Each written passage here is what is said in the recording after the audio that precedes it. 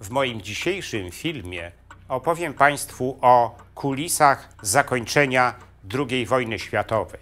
Dowiecie się, kiedy rzeczywiście się ona zakończyła i dlaczego Francja znalazła się po stronie zwycięzców.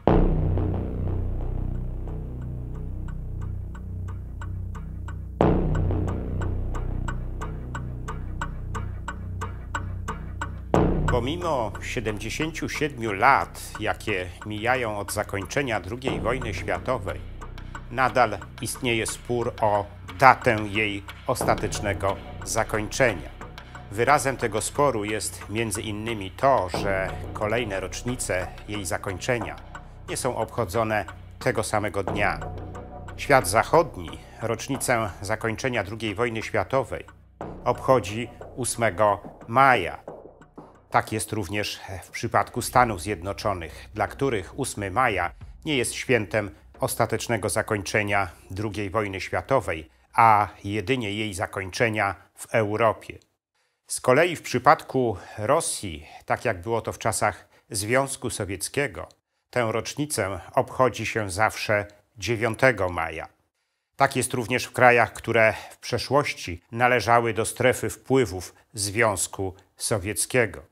W Polsce przez wiele lat obchodziliśmy ją 9 maja, ale ustawa z 24 kwietnia 2015 roku to zmieniła i dzisiaj kolejne rocznice zakończenia II wojny światowej obchodzimy 8 maja. Tak czy inaczej nadal istnieje pytanie, dlaczego rocznica zakończenia II wojny światowej nie jest jednym wspólnym świętem, które upamiętniałoby tamto wydarzenie? Odpowiedź na to pytanie wiąże się bezpośrednio z okolicznościami zakończenia II wojny światowej, zwłaszcza jej zakończenia w Europie. W kwietniu 1945 roku wojna dobiegała końca. Przywódcy mocarstw zastanawiali się, jak powinno wyglądać ostateczne zakończenie wojny. Zastanawiali się również nad tym, kto powinien być odbiorcą aktu ostatecznej kapitulacji III Rzeszy. Było jasne, że ten, przed kim III Rzesza skapituluje, stanie się największym beneficjentem zwycięstwa. Sami przywódcy III Rzeszy woleli skapitulować przed zachodnimi aliantami, licząc po cichu na to, że warunki kapitulacji u nich będą lepsze niż u Sowietów. Tak naprawdę o ostatecznej kapitulacji III Rzeszy przesądziła samobójcza śmierć Adolfa Hitlera, do której doszło 30 kwietnia 1945 roku. Wiadomość o niej dotarła w pierwszych dniach maja do wszystkich niemieckich dowódców. W rezultacie tego 6 maja 1945 roku w holenderskim Wageningen głównodowodzący niemieckich sił w Holandii, generał Johannes von Blaskowitz, podpisał akt ich kapitulacji. Dzień później, 7 maja 1945 roku we francuskim Reims, gdzie mieściła się wówczas kwatera główna alianckich wojsk, akt kapitulacji podpisał generał Alfred Jodl, szef sztabu niemieckiego Wehrmachtu. Z kolei w imieniu aliantów podpisy pod aktem kapitulacji w Reims złożyli amerykański generał Walter Bedell Smith oraz przedstawiciel strony sowieckiej generał Iwan Susłoparow. Pomimo tego, że podpisany w Reims dokument zatytułowany był wstępnym protokołem kapitulacji, było dla wszystkich jasne, że to on przejdzie do historii. I właśnie wtedy do działania przystąpił sowiecki dyktator Józef Stalin, który zreflektował się, że poprzestając na akcie kapitulacji z Reims, Sowieci zostaną pozbawieni lauru wojennego zwycięstwa. Aby do tego nie dopuścić, Stalin zażądał od dowódcy I Frontu Białoruskiego, marszałka Georgija Żukowa, aby ten jak najszybciej zorganizował ponowną kapitulację dowództwa wszystkich niemieckich wojsk. W rezultacie tego wieczorem 8 maja w Berlinie na kategoryczne żądanie strony sowieckiej podpisany został ponownie akt bezwarunkowej kapitulacji. W imieniu III Rzeszy ten dokument podpisał naczelny dowódca wojsk lądowych, feldmarszałek Wilhelm Keitel. Obok Keitla podpisy złożyli również naczelny dowódca niemieckiej marynarki, admirał Hans-Georg von Friedeburg i przedstawiciel niemieckiej Luftwaffe, generał Hans-Jürgen Stumpf. Z kolei w imieniu aliantów podpisy pod tym dokumentem obok marszałka Żukowa złożyli amerykański generał Karl Spaatz, zastępca naczelnego dowódcy lotnictwa sprzymierzonych na obszarze śródziemnomorskim, oraz brytyjski marszałek lotnictwa Arthur William Tedder. Ale zanim doszło do podpisania dokumentu bezwarunkowej kapitulacji, miało miejsce kilka scysji z udziałem alianckich dowódców. Stało się tak z inspiracji generała Charlesa de Gaulle'a, dowódcy francuskiej armii i premiera tymczasowego rządu francuskiego, który poczuł się urażony, że jego przedstawiciel, generał François Sévès, nie mógł złożyć swojego podpisu pod dokumentem kapitulacyjnym w Reims, tak jak on tego chciał. Dlatego de Gaulle postanowił wysłać do Berlina generała Jeana Lattre de Tassigniego. Ten po przybyciu zaczął się domagać tego, aby w imieniu Francji został sygnatariuszem dokumentu kapitulacji. I właśnie wtedy doszło do poważnej scysji na tym tle. W czasie tej scysji generał de Tassigny zagroził nawet alianckim dowódcom, że jeśli tak się nie stanie, to on popełni honorowe samobójstwo. Tassigny był dobrym aktorem i umiejętnie wyraził oburzenie Francji, o co wcześniej prosił go generał de Gaulle. W każdym razie obserwujący tą scysję niemiecki feldmarszałek Keitel w pewnej chwili zaśmiał się pod nosem, sugerując de Tassigniemu, aby złożył swój podpis na dokumencie zarówno po stronie zwycięzców, jak i pokonanych. Ale potem miała miejsce jeszcze jedna scysja wywołana przez generała de Tassigniego. Tym razem poszło o francuską flagę, która też miała załopotać wśród flag zwycięzców.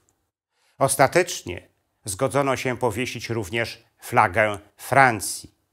Gdy zakończono całą ceremonię ponownego podpisania aktu kapitulacji, była godzina 23:01. Za to w Moskwie była już wtedy godzina 1 po północy, ale 9 maja. I dlatego właśnie Sowieci przyjęli datę 9 maja jako datę Dnia Zwycięstwa, który od tej pory miał być celebrowany na pamiątkę ostatecznego zwycięstwa nad hitlerowskimi Niemcami. Z kolei prezydent Stanów Zjednoczonych Harry Truman i premier Wielkiej Brytanii Winston Churchill jeszcze przed podpisaniem berlińskiej kapitulacji zdecydowali, że 8 maja będzie świętowany jako Victory in Europe Day. Dla Trumana i Churchilla wojna wprawdzie zakończyła się w Europie, ale poza nią trwała nadal. Amerykanie nadal walczyli z Japończykami, tracąc kolejne tysiące swoich żołnierzy. W maju 1945 roku, po zajęciu Birmy, przystąpili do ostatecznego ataku na dwie japońskie wyspy, Iwo Jimę i Okinawę, które miały stać się amerykańską bazą do wykonania bezpośredniego uderzenia na Japonię. Amerykanie rozpoczęli również zmasowane naloty na japońskie miasta. 26 lipca 1945 roku Stany Zjednoczone i Wielka Brytania wyszły wobec Japonii z propozycją bezwarunkowej kapitulacji. Japonia nie przyjęła tej propozycji i wojna trwała nadal. W zaistniałej sytuacji Amerykanie postanowili przetestować swoją nową broń na Japończykach i 6 sierpnia 1945 roku zrzucili bombę atomową na japońską Hiroshimę, a 3 dni później, 9 sierpnia, na japońskie Nagasaki. 9 sierpnia 1945 roku do wojny z Japonią włączył się również Związek Sowiecki, podejmując natarcie na linię obrony japońskiej armii kwantuńskiej. Głównym celem tego natarcia miało być wyzwolenie spod okupacji japońskiej Mandżurii i Korei, dotarcie do 38 równoleżnika oraz zajęcie Sachalinu i Kuryli.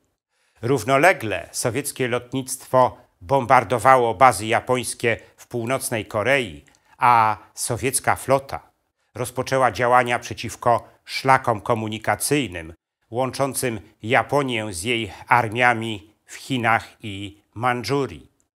Sowieci wysadzili następnie swoje desanty na Kurylach, zajęli południową część Sachalinu, a także kilka koreańskich portów i zdobyli twierdzę Port Arthur. 14 sierpnia rząd w Tokio w obliczu klęsk japońskich wojsk podjął decyzję o zawieszeniu działań wojennych i zaczęły się żmudne negocjacje w sprawie ostatecznej kapitulacji Japonii. 2 tygodnie później, 2 września 1945 roku, na pokładzie amerykańskiego pancernika Missouri, stojącego w Zatoce Tokijskiej, podpisano akt bezwarunkowej kapitulacji Japonii. W imieniu Japonii podpisy pod dokumentem kapitulacyjnym złożyli minister spraw zagranicznych Japonii Mamoru Shigemitsu oraz generał Yoshiro Umezu. Z kolei w imieniu Stanów Zjednoczonych podpisy pod dokumentem złożyli generał Douglas MacArthur, dowódca wszystkich sił na Dalekim Wschodzie, oraz admirał Chester Nimitz. Swoje podpisy pod tym dokumentem złożyli również przedstawiciele innych krajów. Związku Sowieckiego generał Kuźma Dierewjanko, Chin generał Xu Yongchang, Wielkiej Brytanii admirał Bruce Fraser, Australii generał Thomas Blamey, Kanady pułkownik Lawrence Moore Cosgrave, Francji generał Philippe Marie Leclerc, Holandii admirał Konrad Helfrich oraz Nowej Zelandii wicemarszałek Leonard Monk Icid.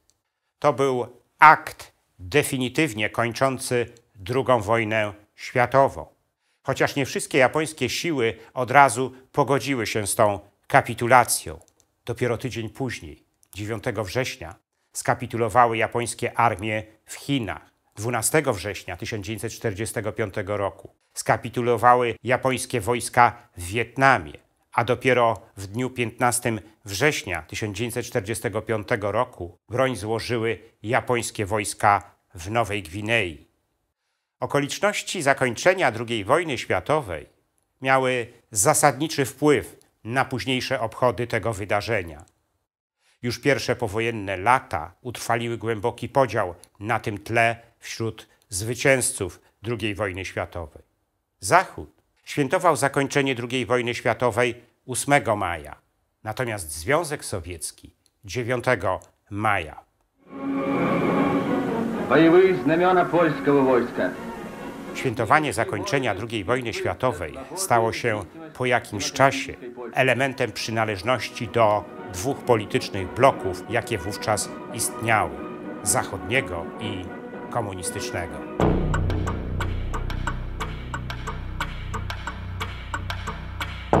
W moim następnym filmie opowiem Państwu o zamachu na papieża Jana Pawła II, do którego doszło 13 maja 1981 roku na rzymskim placu Świętego Piotra. Dowiecie się również, dlaczego włoscy śledczy nigdy nie zdołali w pełni wyjaśnić tego zamachu i ustalić jego wszystkich sprawców. Ten film zatytułowałem Zabić papieża. Gorąco zapraszam do oglądania.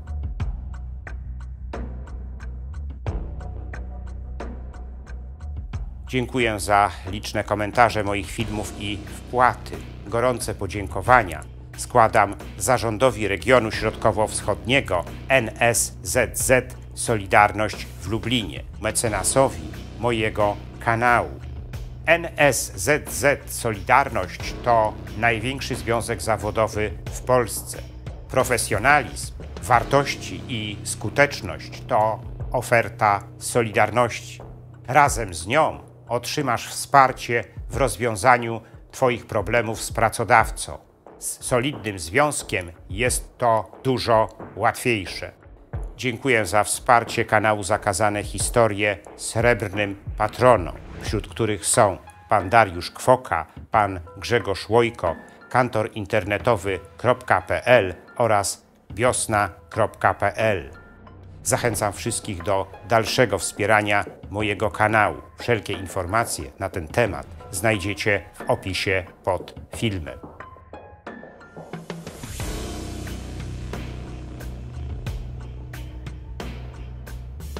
Jeśli podobał się Wam mój film, udostępnijcie go znajomym, dajcie łapkę w górę i kliknijcie subskrybuj.